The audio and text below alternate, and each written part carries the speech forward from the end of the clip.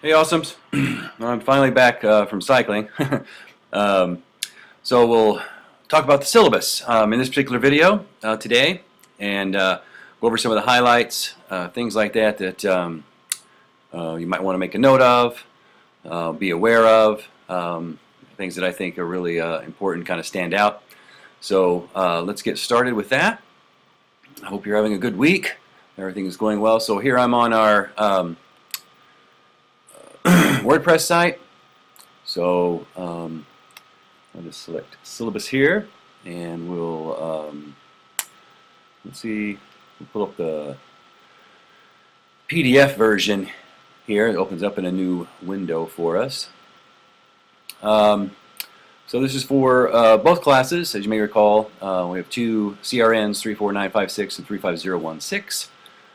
Taking place. This is where I'm at, blah, blah, blah, blah, blah, email. And I say office hours by appointment only because my cyclist training, a lot of times it's some days I take advantage of the weather when I can. However, if there's a time that you would like to meet, to see me, to go over anything, please email me. I will make myself available to you and meet you just about anywhere here on campus. I live right here on campus, so I'm literally always here, with the exception of next week, Wednesday the 16th, I believe, through Wednesday the 22nd, or whatever those dates are. Wednesday to Wednesday, starting next week, I am running back home to Oklahoma for a week. But of course, I'll have my laptop, be checking email, and still managing the class from there, as opposed to here in Midtown. So just FYI about that. So I don't know why it says location 337 State Hall, because this is an online course. All right, my bad. Course description, I think pretty much those things are pretty self-explanatory. You all wouldn't be in this class unless you had those. So last day to add, drop, withdraw, etc., etc. You have until May 20th, and then to withdraw from the class is July 15th.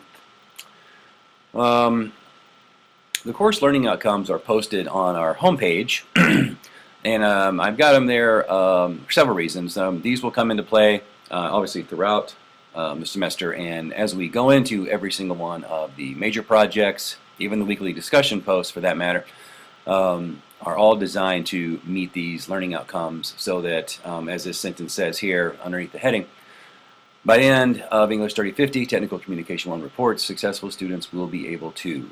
And so we've got these four categories. So writing and designing, we're going to write effectively as individuals and in teams. Standard genres of technical writing, summaries, correspondence, resumes, instructions, technical descriptions, reports, performance assessments. Including the appropriate use of grammar, mechanics, style, and document design for formal and informal documents and standard conventions of citation documentation. And part of that process, too, we'll read and analyze, right? So we're starting right off with the discussion post this week, and some of the things that we do on a regular basis where we're reading, analyzing, evaluating the design of, the audience of, the purposes for technical documents, including text, visuals, format, usability, citation, documentation, and mechanics. In this particular case, we're evaluating the text itself, and then we'll get into analyzing and evaluating format, usability, citation, etc., etc. And then research and documenting, especially this will come into play in Project 3. We're going to design and conduct primary and secondary research, evaluate appropriate sources in support of composing technical documents. And then, as you're already aware, as you're using this, for many of you, WordPress is a new site. Make productive use of current technologies for reading, researching, writing, and designing technical documents. So that's where discussion posts are kind of coming into play to participate in that kind of a forum, and then obviously we're using Blackboard. We'll use Blackboard for some other things throughout the semester. And then, of course, you'll use different things for your presentations. I should say your screencasts that are part of the discussion posts, right? I've asked you to use screencasts, this particular software here, to communicate.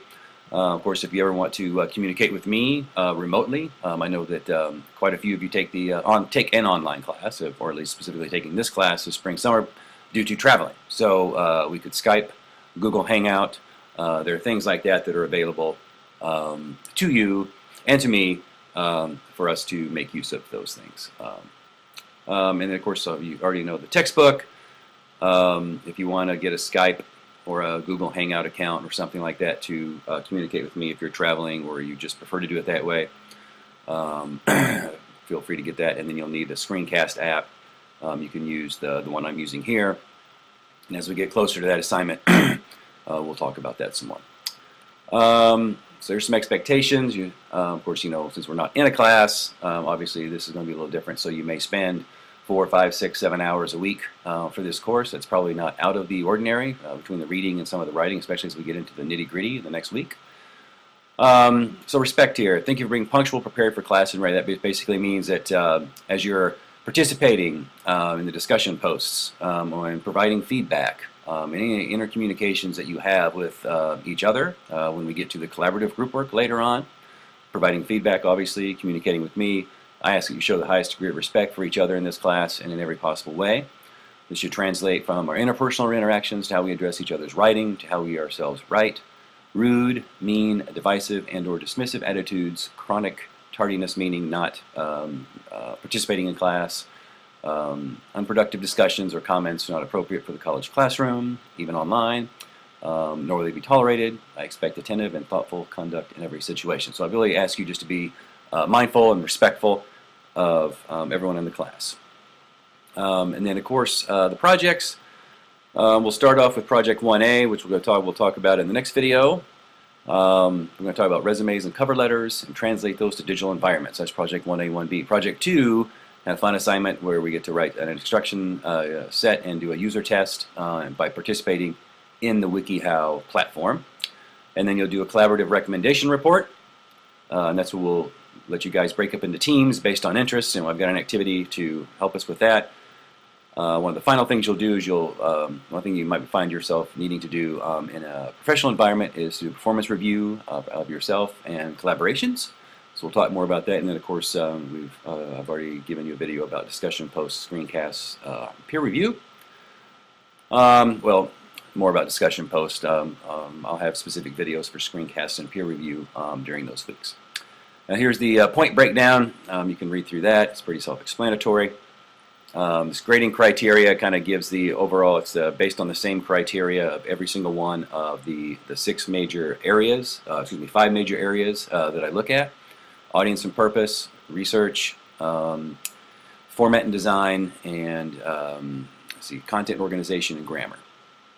So that might be 6. I may have miscounted there. Okay, so obviously I don't know why this is here. This must be, I must have uploaded the wrong version. This should say we're using technology. So you'll be, oh wait a minute, you'll be required to engage with new types of applications and platforms for this class. So okay, this is right. For example, do not wait until the, yeah. So give yourself time to use the new technology. All right, so since attendance is kind of a different thing here, it's based more on assignments. So I just want to point out if you miss more than 3 assignments, you will not pass the course. In other words, more than 3 absences equal automatic failure. And if you do not submit all of the assignments in the course, so if you all but 1 or 2 in this case, you can receive no higher than a C, except 1 late project, but you must notify me beforehand, pretty please. Don't plagiarize, just don't do it. If you need any type of assistance, here's a great resource that the university provides for us. Please contact them, and if there's anything I can do, please contact me. Always contact me for anything. Always stay in touch with me. It's always better to communicate with me before the fact. I'm here to help you. I want you to be successful, and so let's see what we can do. We also have another great resource on campus, the Write Zone, right over there in the UGL on the 2nd floor. If you need help with any of your projects, please feel free to reach out to them. And then we'll talk more about research ethics as we get closer, especially when we get to the collaborative research report. This will apply when we are, especially when we're doing primary research, and there's some ethical things we might want to take into consideration as we do that. All right, so that's kind of a rundown, some things I just wanted to make sure and point out to you regarding the syllabus itself, the course, different things of that nature. If you have any questions about the syllabus, please do not hesitate to send me an email and let me know, and I will get back with you right away. Hope you continue to have a great week. I'll be back soon with a video about Project 1A, and then we'll go from there. Take care. Bye.